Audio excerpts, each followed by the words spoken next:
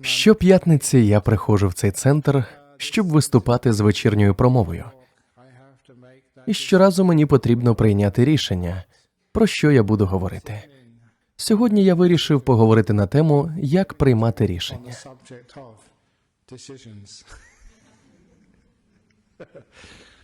Сьогодні мені довелося піти в торговий центр Баннінгс. Ченці зазвичай не ходять по крамницях, за винятком придбання якогось обладнання. Зараз ми будуємо новий центр медитації в Серпентині, і один будівельник попросив мене піти вибрати кольори для будівель, де будуть зупинятися учасники курсів. Тож тепер мені потрібно прийняти жахливе рішення, який колір вибрати. Я думав, що мені буде легко обирати, але потім я побачив каталог кольорів. І там їх стільки. Я ніколи навіть не уявляв, що стільки кольорів існує. І ці назви – динаміт або колір під смішною назвою горіхович. Така величезна кількість кольорів. Я зрозумів, що саме ви всі відчуваєте, коли щодня ходите по крамницях. Від такого вибору можна збожеволіти. Отже, сьогоднішня промова буде про те, як приймати рішення. І це можуть бути не лише такі прості рішення на кшталт вибору фарби для стін, адже це навіть не має значення, чи не так? У медитаційному центрі люди зазвичай сидять більшість часу із заплющеними очима, тож вони цього навіть не помічають. І навіть якщо колір виявиться невдалим, я завжди можу роздати їм сонцезахисні окуляри. Але час від часу ми повинні приймати рішення, іноді малі, іноді великі. Люди іноді дуже переймаються, коли їм доводиться приймати важливі життєві рішення, адже вони не знають, як це правильно робити. Тому сьогодні я говоритиму про прийняття рішень, що це таке, як це зробити, а також про те, що це може бути досить легко. Однією з важливих речей щодо прийняття рішень, яких мене навчило життя, є те, що вони зазвичай не настільки важливі. Багато рішень, через які я в молодості хвилювався та не зміг спати вночі, у кінцевому результаті виявилися абсолютно неважливими для мого сьогоднішнього життя. Розмірковуючи про те, в який університет мені краще вступити, що вивчати, чи варто зустрічатися з тією чи з іншою дівчиною, яка це була марна трата часу.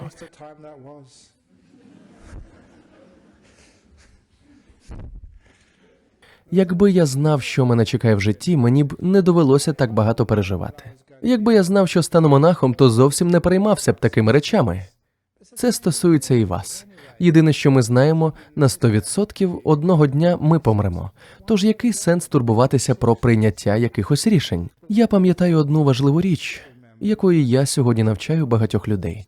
Жодного правильного чи неправильного рішення не існує. Жодне рішення не є хорошим чи поганим. Я думаю, що саме тому нам важко щось вибирати або прийняти якесь рішення. Тому що коли ми переконані, що деякі рішення правильні, а інші неправильні, ми знаходимося під величезним тиском і дуже боїмося щось зіпсувати або припуститися помилки. Адже ми повинні прийняти правильне рішення. Але знайте, всі рішення, які ви вже прийняли у своєму житті, насправді не можна назвати хорошими чи поганими. Вони просто ведуть до різних наслідків. Це можна порівняти з вашою сьогоднішньою поїздкою до нашого центра. Я не знаю, яким маршрутом ви сюди найбільше любите їздити в п'ятницю ввечері. Є багато різних маршрутів. Звісно, деякі довші, інші коротші, деякі гарніші, інші не дуже. Але жодний з маршрутів не є правильним або неправильним. Це просто різні шляхи до нашого центра. Мій життєвий досвід прийняття рішень такий, що не має значення, яке саме рішення я прийму. Кожне рішення може принести користь та привести мене туди, куди я хочу. Тому я зрозумів, що яке б рішення я не прийняв, воно не буде прекрасним чи поганим. Це просто рішення, нічого більше. Рішення нам просто приносять різні результати, з якими потім можна працювати. Зрозумійте, що незалежно від того, яке рішення ви приймаєте, ви завжди потім можете з цим щось зробити. Тому я не боюся приймати рішення. Я не паралізований можливістю вибору. У мене ніколи не з'являються думки на кшталт «Боже, зробити цей вибір – це питання життя і смерті». Навіть якщо іноді люди думають, що рішення, яке стоїть перед ними, є питанням життя і смерті, насправді люди часто схильні занадто перебільшувати важливість свого вибору. Приймати рішення про життя чи смерть, напевно, найважче, але ж ми буддисти. Буддисти не вибирають між життям і смертю. Якщо ви зробите помилку і помрете, ви потім повернетеся. Отже, навіть якщо ви помрете, це не кінець світу. Це один із приємних аспектів буддизму. Ми отримуємо ще один шанс. Власне, багато шансів, так що нічого вже не здається таким важливим. Якщо ви робите помилку, ви потім завжди можете її виправити або щось зробити з цього приводу. Це позбавить вас найважчого та дуже неприємного відчуття, яке викликає процес прийняття рішень – страху зробити помилку. Страху втратити свою гордість чи авторитет, виглядати дурним або поводитися як ідіот. Насправді, так чудово не перейматися тим, що про вас думають інші. Усвідомте, що яке б рішення ви не прийняли, це не робить вас ідіотом. Це просто рішення, ось і все. Спробуйте, і ви самі побачите, що станеться. Жодної катастрофи. Тоді прийняття рішень не буде пов'язане із страхом, докорами сумління чи почуттям провини. І приймати рішення буде дуже легко. Ви просто щось зробите і потім побачите, які наслідки це принесе. Але ви будете усвідомлювати, що завжди можна змінити ситуацію після будь-якого рішення. Отже, якщо я виберу жовтий або коричневий колір фарби, з цим потім завжди можна щось зробити. Адже це всього лише фарба. Ви коли-небудь помічали, що деякі рішення, якими люди дійсно переймаються, можливо, вони думають щось на кшталт «Боже, що мені вдягнути сьогодні ввечері?» Це величезна проблема, насправді нікого не цікавить. Лише вас. Отож, коли ви не турбуєтеся про свої рішення, не робите з мухи слона, не прив'язуєте до цього своє его чи почуття провини за те, чи ви маєте рацію, чи ні, адже правильних або неправильних рішень не існує, тоді прийняття рішень буде набагато легшим і менш стресовим. Але повернімося до того, чому людям так важко приймати рішення. Це пов'язано з тим, як нас виховують. З раннього віку нас постійно звинувачують або карають за такі звані неправильні рішення. Мені це відомо з власного досвіду, і я ніколи не міг зрозуміти, чому так відбувається. Я просто прийняв якесь рішення та зробив помилку. Ну та що? Навіщо мене карати? Адже я всього лише людина. І я помилився, ось і все. Наступного разу в мене вийде краще. Але через це покарання і через те, що мені, власне, нав'язували відчуття, що моє рішення було неправильним, я почав боятися припуститися помилки. Це сильно вплинуло на мою здатність приймати будь-які подальші рішення. Начебто я скоїв щось дуже-дуже погане, чи зійшов з правильного життєвого шляху. Одна з прекрасних речей, якої мене навчив буддизм, це те, що не потрібно нікого карати. Ще в молодості я ніколи не міг зрозуміти поняття покарання самого себе, що є по суті почуттям провини, чи покарання інших, за чим зазвичай криється гнів та бажання помсти. Але мені це все нав'язували культурою, в якій я виріс. Якщо хтось робить помилку, по суті, просто прийнявши неправильне рішення в житті, його треба карати. Але чи справді це допомагає? Якщо хтось у житті зробив щось неправильно, якщо якесь рішення взагалі можна назвати неправильним, я не впевнений, але це рішення просто якимось чином спричинило нещастя. Будь ласка, вчіться на цьому. Не потрібно додавати до цього нещастя ще більше страждань, караючи когось. Ми засвоїмо цей урок і рухаємося далі. Ми будемо рости, а покарання лише погіршує ситуацію. І воно також змушує людей потім боятися приймати рішення в житті. Адже за так званий неправильний вибір мені загрожувало якесь покарання, тому я почав цього боятися, як і багато хто з вас. Але натомість уявіть собі, що незалежно від того, вибираємо ми те чи інше, нас не чекає ні покарання, ні винагорода. Ми просто прийняли якесь рішення, а тепер маємо подумати, що нам робити далі. Щоб не трапилося, з цим завжди можна щось зробити. Це урок, якому мене навчило життя. Якщо я збудую той чи інший монастир, чи виступлю з промовою на ту чи іншу тему, неважливо, з чого ви починаєте. Уся річ у тому, як ви впораєтеся з якоюсь новою ситуацією. Незабаром ви зрозумієте, що закон карми означає, що життя постійно розвивається, і ви завжди можете щось зробити з тим, що ви маєте. У житті не існує такого поняття, як помилка. Хто з вас коли-небудь приймав якесь рішення і думав, ого, це була велика помилка. Але пізніше, за місяць, рік, за кілька років, ви зрозуміли, що це було найкраще, що коли-небудь траплялося з вами. І це кардинально змінило ваше життя. А скільки з вас робили те, що, на вашу думку, було дійсно великим успіхом, але згодом ви зрозуміли, що це насправді зіпсувало ваше життя? Іноді ми не можемо передбачити, роблячи якийсь вибір, чи з цього вийде щось хороше, чи ні. Але те, що ми можемо зробити, це докласти зусиль, щоб щось хороше дійсно вийшло. Адже в житті важливо не стільки те, що ви виберете, жовту чи коричневу фарбу, шлюби з тим чоловіком чи з іншим. Я вже не раз вам казав, що я часто раджу людям із проблемами у шлюбі.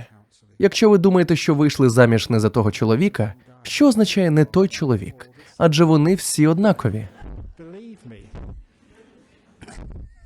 Повірте мені, нічого на кшталт правильного або неправильного чоловіка не існує, чи то правильної або неправильної жінки.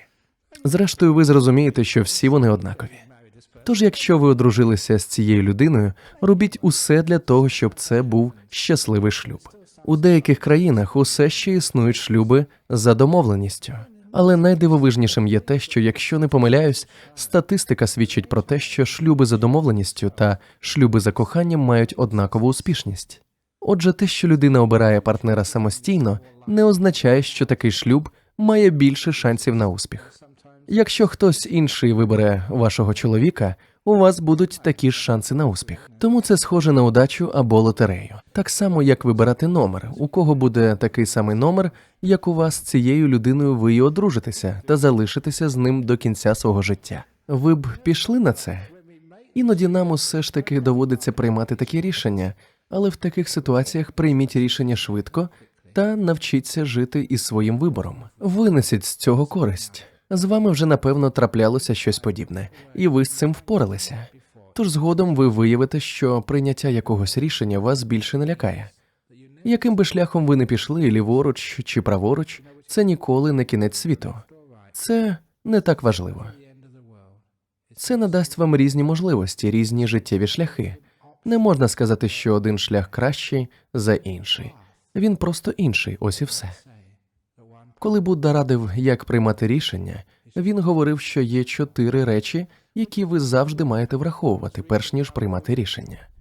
Необхідно переконатися, що ви не дієте під впливом цих 4 речей.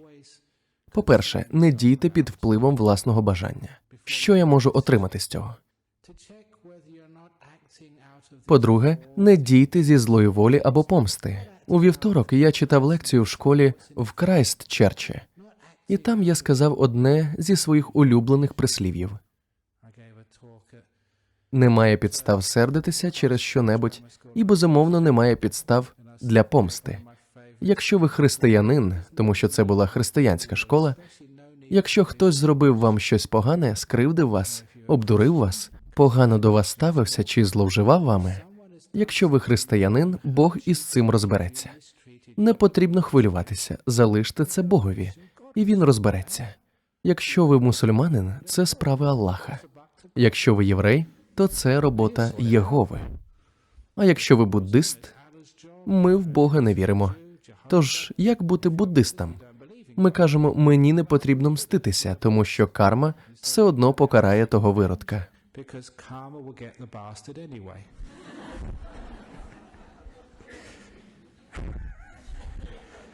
Перепрошую за лайку, але якщо я скажу це таким чином, ви принаймні запам'ятаєте.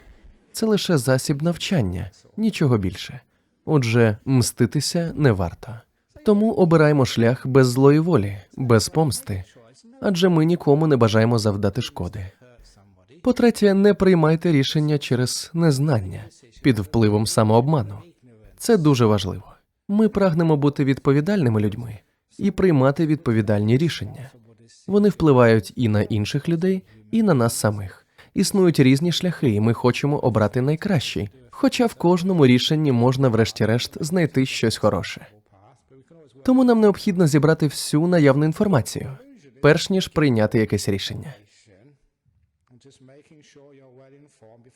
Отож, я говорив про особисту вигоду, про злу волю, про невігластво.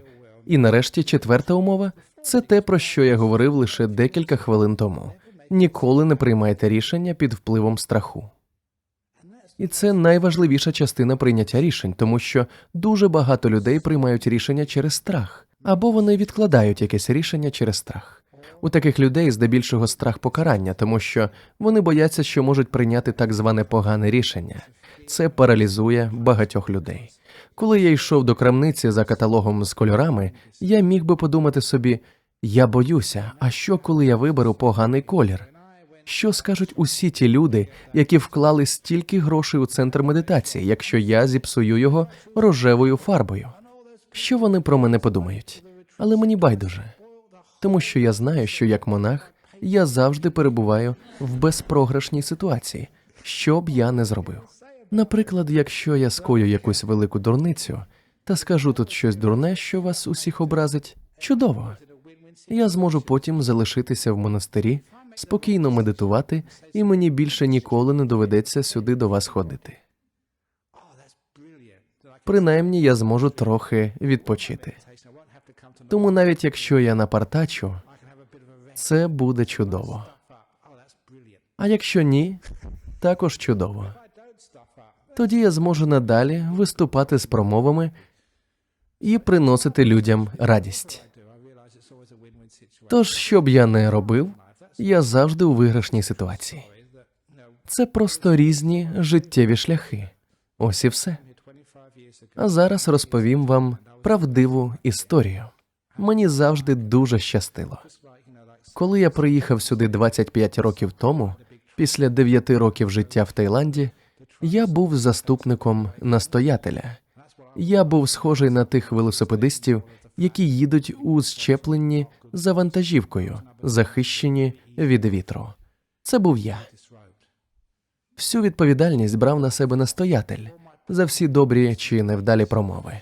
А я був лише заступником, тож у мене було безтурботне життя. Але раптом настоятель пішов. Навіщо він це зробив? Усі мої плани розбилися в пух і прах. Але не біда. Тоді я прийняв рішення, тепер доведеться виступати з промовами мені.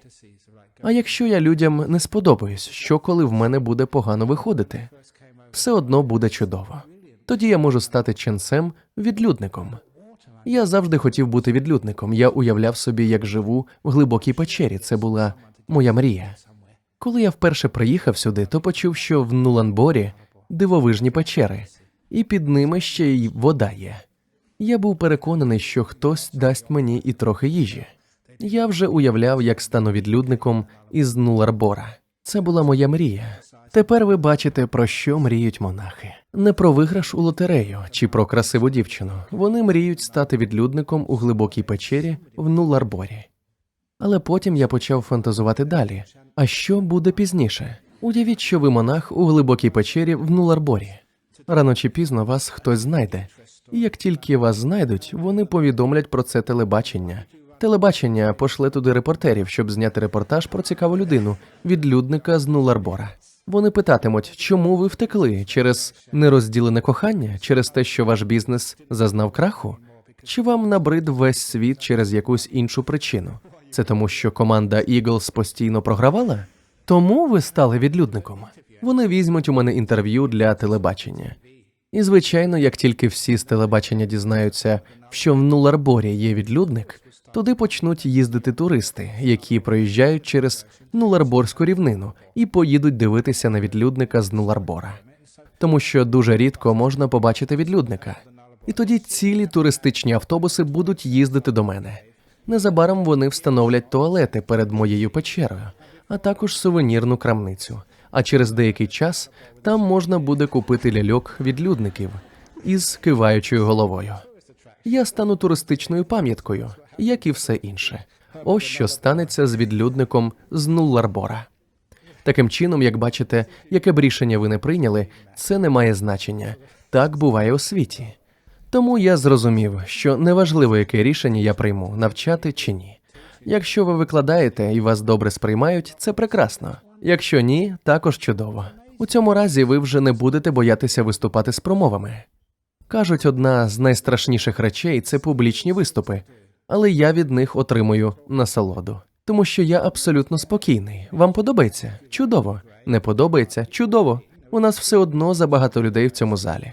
Тож, чим більше людей я ображу та змушу піти, тим краще.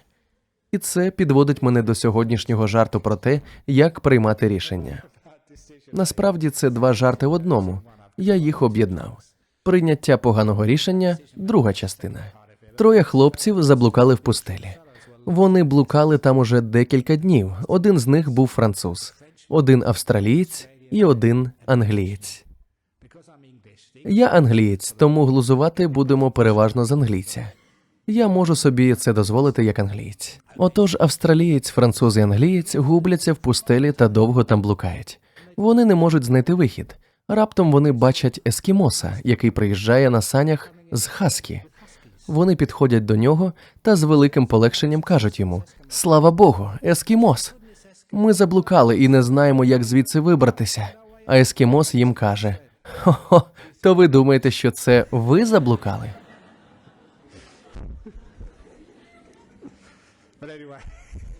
Це був перший жарт. Тепер другий. Виявилося, що ескімос був джином, чарівником. Він каже їм: «Ви, напевно, дуже хочете пити, чи не так?» «Так, ми вмираємо від спраги. Подивіться туди», і показав їм 3 гірки, які вели до великих бочок, по одній до кожного. Це були чарівні гірки. Коли ви будете спускатися з цієї гірки, що б ви не вимовили, чого б ви не побажали, саме туди ви й потрапите. Першим йшов француз. Він піднявся нагору і, ковзаючи вниз, закричав: «Шампанське!».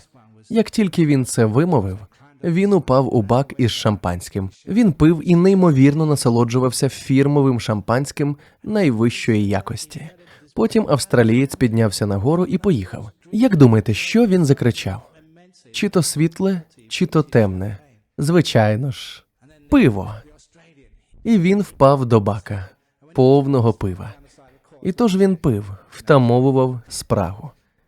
Блаженство. Настала черга англійця. Він виліз на гірку, але забув, що потрібно казати.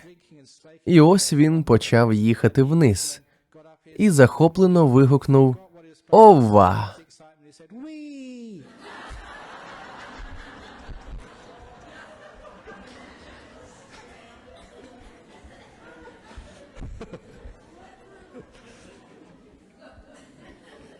Але завжди можна отримати щось хороше із своїх рішень, якими б вони не були. Однак повернімося до більш серйозної частини нашої розмови про те, як приймати рішення. Якщо ми боїмося наслідків своїх рішень, нас паралізує страх, і це заважає нам приймати правильні рішення. І зараз я говорю серйозно, адже іноді люди, наприклад, мають зробити вибір щодо лікування раку, і їм необхідно прийняти рішення щодо своїх подальших дій. Але як варто приймати таке рішення? По-перше, дізнайтеся якомога більше інформації, щоб не діяти з незнання. Також переконайтеся, що йдеться не лише про вашу особисту зацікавленість. Наприклад, деякі люди з раком, які вже перебувають на пізній стадії, та котрим не допомагають жодні традиційні методи, добровільно беруть участь в експериментальному лікуванні.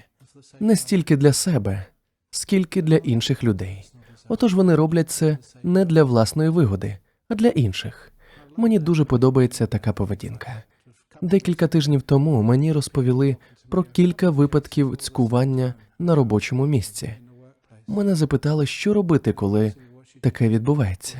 Я відповів, що їм треба вирішити, повідомити про це керівництво чи звільнитися. Вирішити протистояти тій людині або дозволити їй таке ставлення. Але потрібно зробити вибір. Але який саме? Я сказав, що одна з чудових переваг повідомлення про цькування на робочому місці полягає в тому, що ви робите це не лише для себе, не лише для власної вигоди. Така людина, яка зловживає іншими працівниками в офісі чи на робочому місці, зазвичай ображає не тільки вас, але й когось іншого. Це його погана звичка, некоректне ставлення до колег. У такому випадку я радив повідомити про це керівництво. Не заради себе, але заради інших. Такий вчинок буде не тільки для власної вигоди. Ви таким чином виявляєте співчуття до інших людей, які працюють з вами, а також до того, хто хуліганить. Адже іноді він навіть не усвідомлює, що робить. Це погіршує його карму, і це також погано для компанії. Якщо діяти правильно, ця конфронтація іноді може призвести до певної допомоги хулігану, і він усвідомить, що саме він робить, та знайде спосіб припинити таку поведінку. Принаймні він покращить своє поводження на робочому місці, усвідомивши, що воно спричиняло проблеми. Тож ви приймаєте це рішення не лише для себе, але й для своїх колег, зі співчуття до них. Тому іноді ваші рішення приносять користь не тільки вам, але й можуть допомогти багатьом іншим людям. Ви приймаєте їх не лише для власного блага. Коли я пояснюю це таким чином, то набагато легше піти і повідомити про цькування. Ви це вже самі зрозуміли. Якби це було тільки заради вас, то таке рішення важко обґрунтувати. Але якщо це робиться заради інших людей, ви берете до уваги інших людей, не лише себе, але й своїх колег. Чи, наприклад, членів вашої родини, ваших дітей, які страждають через ваш робочий стрес. Тоді це рішення є очевидним, і його легко прийняти. Воно принесе користь і вам, і вашому оточенню. Крім того, ви не будете діяти зі злої волі, тому що ця людина заподіяла вам біль, і ви хочете йому помститися. Слідкуйте за тим, щоб ви приймали рішення з розумом, а не під впливом самообману. І це стосується будь-якої ситуації, чи то експериментального лікування раку, чи повідомлення про неправомірні дії. Також подумайте, чи достатньо ви компетентні, чи здатні фізично та розумово впоратися з такою конфронтацією, посередництвом, розмовами та всіма іншими проблемами, які можуть чекати на вас, якщо ви когось звинуватите. Чи можете ви впоратися з цим морально і фізично? Іноді ви, можливо, занадто виснажені, у вас багато інших проблем. Вам бракує фізичних і душевних сил. У такому разі треба пустити ситуацію на самоплив і ні про що не повідомляти. Приймаючи рішення з розумом, ви усвідомите, які у вас є варіанти, на що ви здатні, а на що ні. Хорошим прикладом є рішення, яке ми прийняли багато років тому. Можливо, дехто з вас пам'ятає, навколо нашого монастиря їздили вантажівки з глиною. Як настоятель монастиря, я мав вирішити, чи нам варто боротися з ними, чи відпустити ситуацію. Але одного разу я побачив, як одна з таких вантажівок із глиною та причепом перекинулася на Кінгсбері-драйв. Тоді я подумав, досить, це вже занадто небезпечно. Я побачив величезну вантажівку, перекинуту набік, і зрозумів, що якби ви їхали в наш монастир на серпентині в зустрічному напрямку, у вас не було б жодних шансів. Ви б загинули. Побачивши це, я вирішив, що воно того варте. І не лише заради монахів у монастирі, а й заради відвідувачів монастиря. Це було рішення на користь інших. Не зі злої волі. Це була довга судова тяганина, яка тривала багато років. Я пам'ятаю, як одного разу на Різдво ми відправили нашим опонентам різдвяні листівки, хоча ми й буддисти. Вони відповіли нам прекрасним листом, де написали: «Ми не очікували, що ви надішлете нам різдвяні листівки з огляду на те, що ви ведете проти нас судовий процес. Це дивовижно. Ми ще ніколи з таким не зіштовхувались». Такі дрібниці доводять, що ми робимо це не зі злої волі. Але дуже важливо було врахувати наші можливості, не тільки фінансові, а й емоційні ресурси, які необхідні для такої довгої битви. Мені довелося заглянути у свій розум і запитати в самого себе, чи вистачить у мене енергії, щоб впоратися з цим. І я подумав, що так, що я зможу це зробити, у мене вдосталь сил. Отож ми боролися з ними протягом багатьох років, поки врешті-решт не виснажили їх. Ми були більш наполегливими, тому вони здалися. Перед тим, як я вирішив, чи братися за цю справу, чи здатися, я подумав про ті 4 речі. Я поставив собі запитання, чи я дію тільки на свою користь? Яка в цьому вигода для мене? Чи зі злої волі проти когось? З незнання чи від страху? Ні, я не керувався цими 4 речами, тому я вирішив піти на це. Це були прості критерії. Іншою проблемою під час прийняття рішень може бути те, що іноді ми надаємо занадто великого значення швидкості. Деякі рішення не варто приймати швидко. Мій життєвий досвід і особливо медитація навчили мене чудовому способу приймати такі важливі важкі рішення. Можна просто підкинути монету. Насправді монет у мене немає. Важко бути монахом та не мати ані копійки. Я бачив жарт десь у газеті про пана, який підкинув монетку. Якщо випаде орел або решка, виграв я. Якщо монета залишиться у повітрі, виграв ти. Багато рішень взагалі не важливі, наприклад, колір фарби. Але деякі є надзвичайно важливими, оскільки вони мають великий вплив на інших людей. Я маю звичку приймати такі рішення наступним чином. Спочатку я вивчаю всю наявну інформацію і обговорюю її з іншими монахами. Вони – щось на кшталт моїх муз, моїх наставників. Зібравши якомога більше інформації, я зберігаю її у своїй голові. І чекаю. Це чудовий спосіб приймати рішення. Навчитися чекати. Не поспішати з рішенням. Не хвилюватися з цього приводу. Не думати про нього занадто багато. Адже, переваривши всю інформацію, ви в змозі надати розуму спокій. На день-два про це забути. І дуже часто рішення потім само прийде до вас. І зазвичай це геніальні рішення. Ніби ваша підсвідомість сама приймає ці рішення. Найкращі рішення приходять, коли ви не турбуєтеся про них. Я знаю класичний приклад. Одна наша давня учасниця, вона рік тому померла, але кілька років тому вона приїхала на мій курс медитації. Вона тоді працювала керівником у соціальних службах і несла велику відповідальність. Вона приїхала на 9-денний курс медитації, який зазвичай починається близько 7-ї вечора. Пригадую, що вона прийшла десь о 8:45.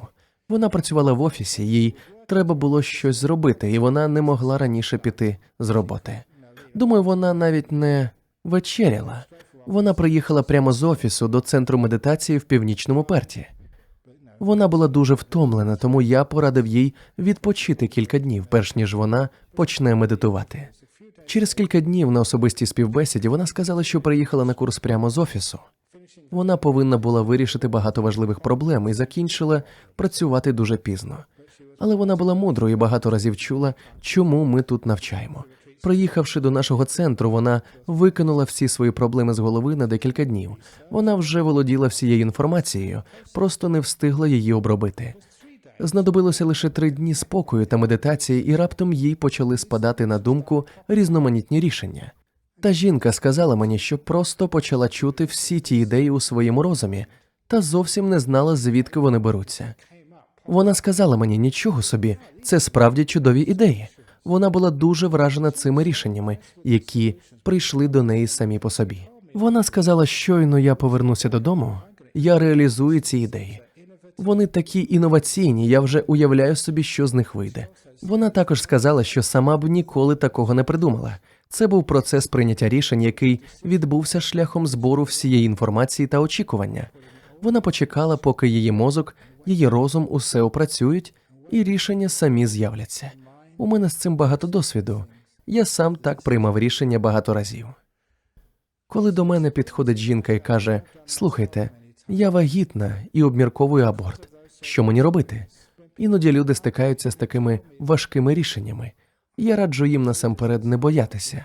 Яке б рішення ви не прийняли, в буддизмі вас ніколи не відлучать від церкви. Вас завжди любитимуть та поважатимуть. Тому, будь ласка, не бійтеся. По-друге, зібрати всю інформацію, якомога більше інформації про ситуацію. Чи є можливість самостійно піклуватися про дитину, чи віддати її на усиновлення? Що про це думає ваша сім'я чи друзі? Чи здатні ви самі піклуватися про дитину? Проаналізуйте якомога більше інформації, а потім найголовніше – забудьте про це на день-два. Це зробити найважче. Викинути це з голови. Якщо ви зможете це зробити, результат буде неймовірним. Не переймайтеся цим декілька днів, і різні рішення просто самі з'являться. Інноваційні рішення – геніальні рішення. Ви придумаєте нові шляхи розв'язання вашої проблеми. Такі чудові ідеї з'являються тільки тоді, коли ви перестаєте постійно думати про проблему. Це одна з причин, чому люди, які тренують свій розум за допомогою медитації, які здатні відсторонитися від ситуацій, які ми вважаємо питанням життя чи смерті, які вміють на деякий час відкласти справи, дуже часто приймають чудові рішення, дуже ефективні та позитивні. Іноді буває, що коли ми про щось постійно думаємо, нас це повністю поглинає, і ми не в змозі побачити всю картину. Тут доречне старе порівняння, але краще його показати. Я простягаю руку перед обличчям і питаю, наскільки велика моя рука? Моя рука настільки велика, що я зараз, крім неї, нічого більше не бачу. Чи винна в цьому рука? У цьому проблема? Ні, рука просто занадто близько. Якщо я опущу руку туди, де їй місце, вона залишиться такого ж розміру, але я побачу вас усіх і також свою руку. У цьому і полягає проблема.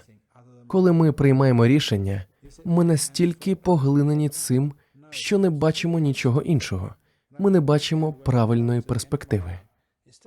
Ми повинні навчитися викидати проблему з голови, бути спокійними, відкласти справи в сторону, відпочивати, розслаблятися, припинити на кілька днів думати про це рішення.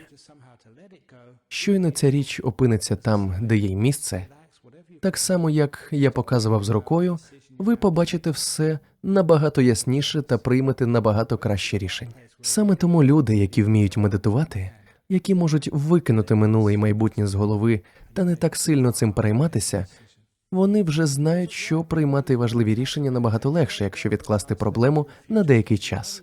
Просто відсуньте цю проблему на другий план. Переважній кількості людей зазвичай потрібно всього кілька днів. 2-3 дні, і рішення починають з'являтися, і вони відразу знають, що робити.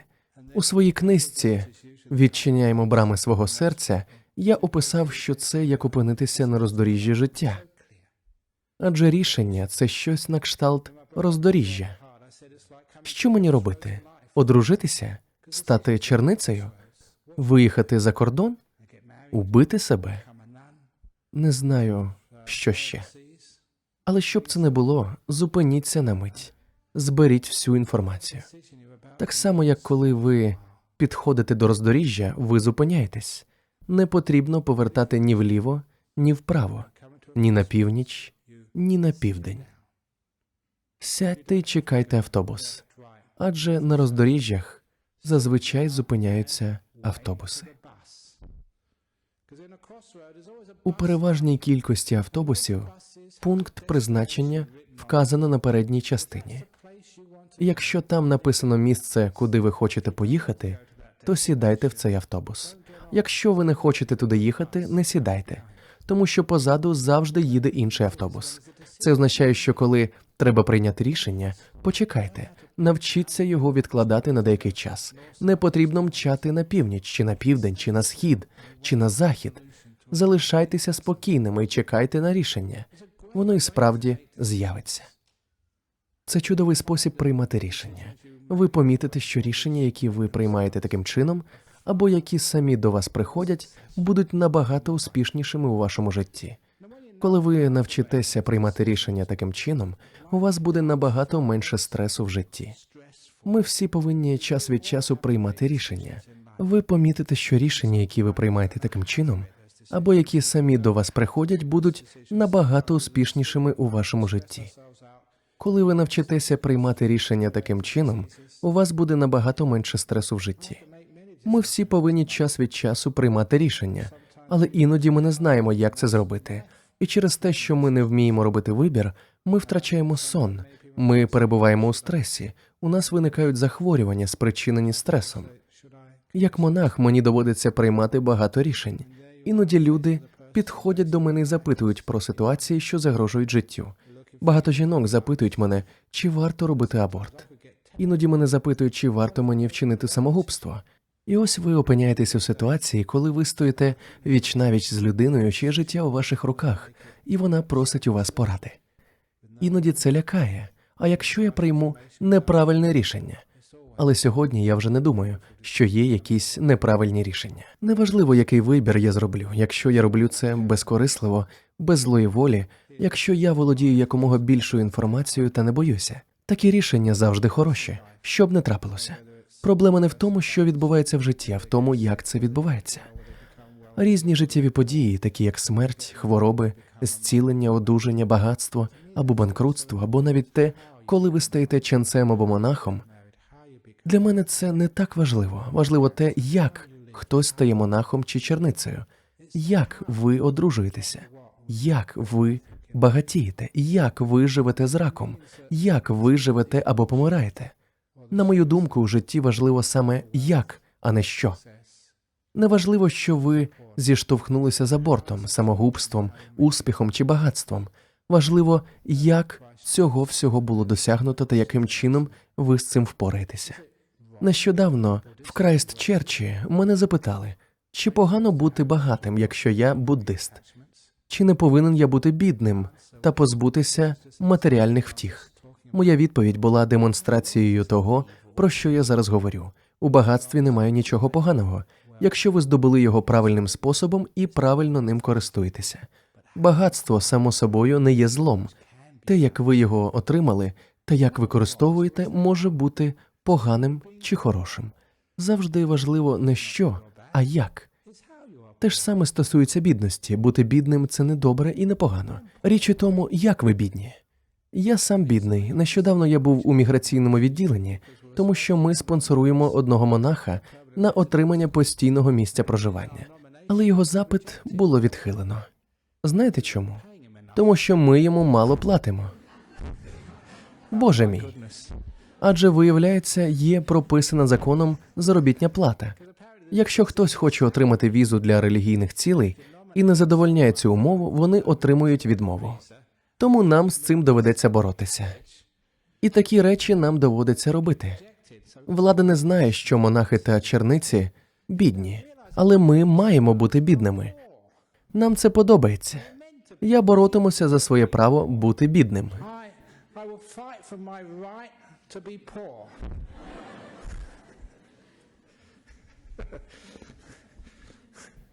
Іноді це весело. Пам'ятаю, як я вперше подав заявку на отримання медичного страхування. Я малозабезпечений і не можу собі дозволити самому платити за страхування. А без страхування я мусив би оплачувати всі медичні рахунки з власної кишені. Вони надіслали мені тоді з медичної страхової компанії листа. Чи не могли б ви, будь ласка, пояснити нам, як ви живете взагалі без грошей? Адже мені потрібно було заповнити всілякі бланки, а в них питалося «Ваш трудовий прибуток?» 0. Ваш прибуток від інвестицій? 0. Ваш прибуток від здачі майна в оренду? 0. Ваші заощадження? 0. На всі питання була відповідь 0. Легко потім порахувати, який ваш щомісячний прибуток? 0. Перше знайомство соціальних працівників з ченцями їх добряче спантеличило. Тому мені дуже весело бути бідним. Проблема не в тому, що ти бідний, а в тому, як ти бідний. Те ж саме стосується всього іншого в нашому житті. Важливо як, а не що. Отож, приймаючи в житті будь-які рішення, ніколи не турбуйтеся про результат цих рішень, а про те, як ви їх приймаєте. Як є найважливішим. Якщо ви знаєте, як правильно приймати рішення, то вони завжди принесуть щастя до вашого життя. Результати не настільки важливі. Важливим є як, якщо ви правильно розумієте це як. Так, іноді ви заробляєте гроші, інколи втрачаєте. Але якщо ви втратите гроші, ви завжди можете заробити ще. Якщо ви повністю збанкрутуєте, завжди є монастирі, де можна сховатися від кредиторів. Завжди можна щось зробити, щоб не трапилося. Іноді ви робите щось не так, і ви хворієте, але іноді, як я вже казав, хвороба буває великим благословенням. Кілька тижнів тому я був в асоціації онкологічно хворих і виступав там із черговою промовою. Одну річ, яку я часто бачу в людей, які хворіли на рак, є те, що коли вони переходять у ремісію, вони кажуть, що це було найкраще, що з ними коли-небудь траплялося. Я навіть не знаю, скільки разів я це вже чув. Отже, навіть якщо ви зробите щось не так і захворієте, станеться щось дивовижне, якщо ви зосередитеся на як, а не на що. Так само важливо не те, який ваш партнер, а те, як ви до нього ставитеся. У цьому є суть шлюбу. Навіть коли ви медитуєте, важливо не те, що ви переживаєте, а те, як ви це переживаєте. Саме в цьому і полягає мистецтво медитації. Іноді розум буває божевільним, іноді сонним, але це не так важливо. Річ у тому, як ви до цього ставитеся. Чи ви сприймаєте це спокійно, чи ви боретеся з цим, чи ви злі, чи ви боїтеся. Найголовніше не що, а як. Ще повернусь до промови в Крайстчерчі. Я отримав там питання, чи можна буддистам застосовувати насильство? Якщо на вас хтось нападе, чи можна йому дати відсіч? А точніше, чи варто давати відсіч? Це чудове запитання. Це одна з причин, чому я люблю відвідувати школи. Це тому, що у дітей вистачає мужності ставити складні запитання. Від вас я отримую складні запитання дуже рідко. У вас бракує бунтарства.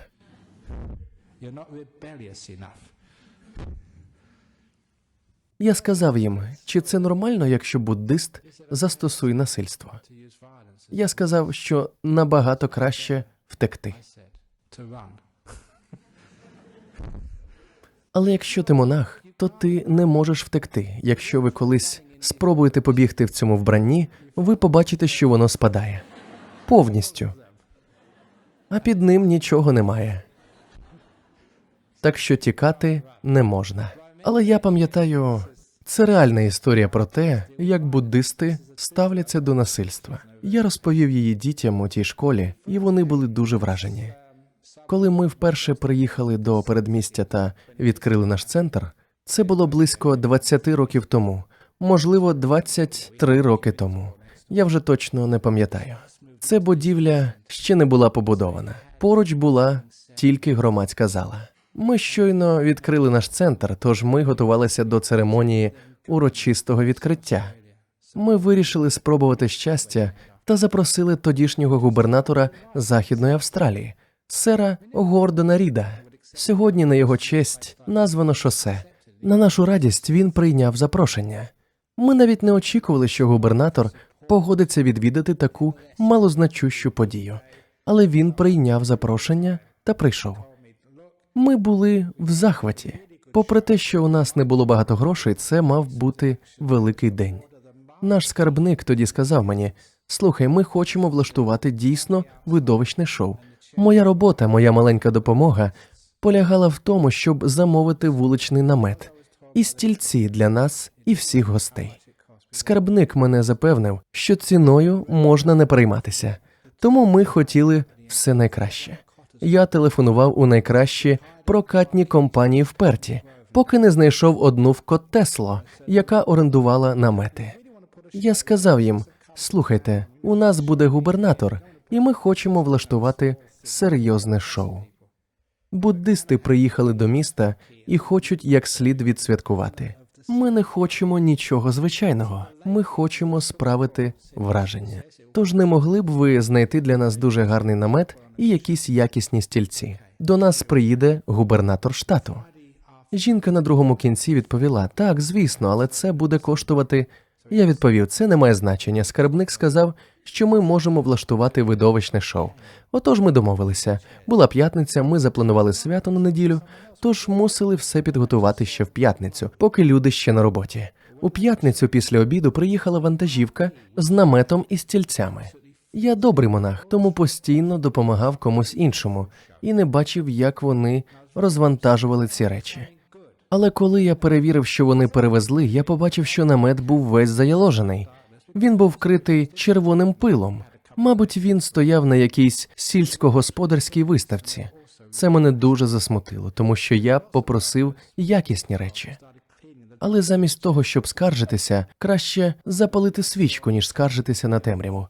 Ми взяли шланг і помили його. У нас було кілька днів в запасі, щоб він встиг висохнути.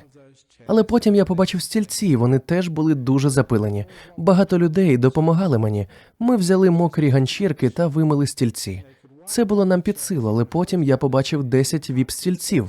Я зараз не перебільшую. З 10 стільців жоден не мав ніжок однакової довжини. Усі вони хиталися. Та ще й як.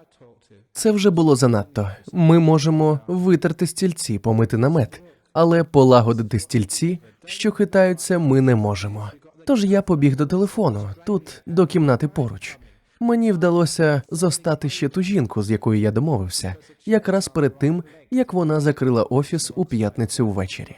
Я сказав їй: приходьте, подивіться, що ви нам послали. Я ж казав, що хочу найкращого. До нас приїде губернатор з Західної Австралії з дружиною. Ми не можемо всадити їх на стільці, які хитаються. Та жінка попросила вибачення і сказала, що, напевно, сталася якась помилка, та стільці негайно замінять. Тож я їй подякував. Але сталося ось що. Працівники вже виїхали на вихідні. Вони вже були в пабі і випивали. Коли до них підійшла їхня начальниця та сказала їм: буддистам потрібні нові стільці, повертайтеся до роботи.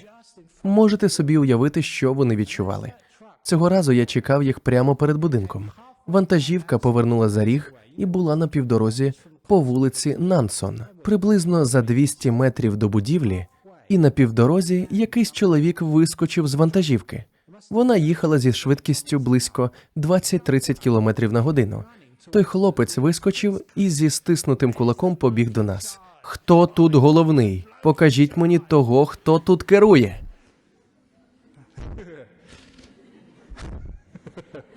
Тож я підійшов до нього і сказав: «Головний тут я». Очі в нього були червоні, як у монстрів в буддійських джатаках. І від нього тягнуло пивом. Дихаючи навпроти нього, я вдихнув найбільшу кількість пива за всі 34 роки, коли я був ченцем. І він тримав кулак біля мого носа. Ось так. А всі навколо кинули все, що робили, перестали працювати і просто спостерігали. Ніхто не прийшов мені на допомогу. Дякую вам. Але це не було потрібно. Дивовижно, що коли ти медитуєш, коли знаєш, що робити, то легко не вдаватися до агресії. Мені досить було лише повністю заспокоїти свій розум. Я зовсім не був переляканим. Я нічого не боявся та просто дивився йому в очі. Спокійно і доброзичливо. Це був один із найдивовижніших досвідів у моєму житті монаха. Він тримав кулак біля мого носа, дихав на мене алкоголем, очі в нього були червоні. Але нічого більше він зробити не міг. Оскільки я не реагував звичним чином, його мозок начебто розплавився. Справді, він зовсім не знав, що робити далі. І в цей момент він був повністю під моїм контролем. Він навіть не міг нікуди відійти. Це неймовірний досвід когось таким чином утримувати. Тільки завдяки тому, що я був спокійний, що я був люб'язний, і він зовсім розгубився. Це тривало, можливо, 3-4 хвилини. Не кілька секунд, а досить довгий час. Тим часом вантажівка припаркувалася, і хтось інший, напевно, лідер їхньої команди, вийшов, підійшов до нас, поклав руку цьому хлопцю на плече та сказав: «Ну ж бо, ходімо, розвантажимо стільці». А я сказав: «Так, я вам допоможу». Потім разом ми розвантажили ті стільці. Ось як буддист справляється з насильством. Коли ви не боїтеся, коли ви добрі, коли вмієте повністю заспокоювати свій розум, ви невразливі. Ніхто не зможе вас вдарити чи завдати вам шкоди. У вас є дивовижна сила вибору з величезної кількості варіантів, якщо ви просто трохи потренуєте свій розум. Отже, іноді вам потрібно вибрати, мені варто тікати чи битися. Зупиніться на мить. Може існувати і третій варіант, про який ви ще не думали. Якщо ви будете абсолютно спокійні, то рішення з'явиться саме собою. Ви відкриєте для себе нові способи, як поводитися. Важливо не що, а як. Завдяки тому, що я був спокійним, що я був добрим, лагідним, ось це як насправді врятувало мене. Тож, коли перед вами стоїть життєве рішення, до якого університету вступити, з ким одружитися, чи зізнатися в гомосексуальності, чи залишити все як є, та нічого не казати батькам, поїхати за кордон, чи залишитися тут і стати ченцем, чи не ставати ченцем, чи ще кимось. Що саме ви обираєте, не так важливо. Важливо, як ви приймаєте це рішення. Якщо ви зробите як правильно, тоді будь-яке прийняте вами рішення принесе вам чудове, дивовижне життя. Ви не будете жити в страху та не будете паралізовані тим, що вам потрібно прийняти рішення і яке саме рішення це має бути. Як є найважливішим. Переконайтеся, що ви не приймаєте рішення лише заради особистої вигоди. Думайте про інших, щоб це рішення було і для них. Керуйтеся добротою, а не злою волею, необізнаністю чи ілюзіями. І головне, не керуйтеся страхом. Ми, люди, занадто боязкі. Через це ми не тільки уникаємо ризиків, а й повністю ховаємося, нітимося і не живемо повноцінно, бо боїмося припуститися помилки. І кожне рішення нам потім завдає величезного стресу. Отже, якщо ви розумієте, про що я говорю, вам буде легко прийняти будь-яке рішення. Ключовим є те, як ви його приймаєте, а не те, що з нього вийде. Тож тепер ви знаєте, коли ви завтра підете за покупками, неважливо, що ви придбаєте. Головне, щоб все, що ви придбали, приносило вам задоволення. Щоб воно було не лише для вас, але й для ченців і черниць, а також для ваших друзів. Саме так варто приймати рішення. Дякую за увагу. So that's how you make decisions. Thank you for listening.